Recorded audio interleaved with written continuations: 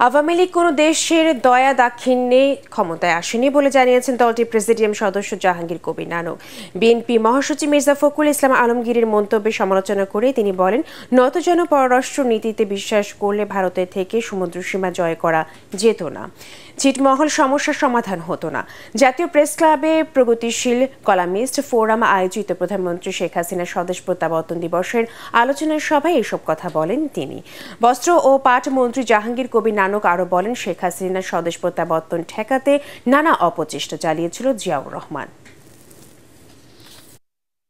111টি ছিটমহলের 17,851 acre জায়গা বাংলাদেশ সীমানার সাথে যুক্ত হওয়ার মধ্য দিয়ে প্রমাণ করেছে বঙ্গবন্ধু রক্ত যার ধমনীতে সেই রক্তের উত্তরাধিকার শেখ হাসিনা বাংলাদেশের স্বার্থ বিকে কারোর সঙ্গে কোনো আতাত করে না।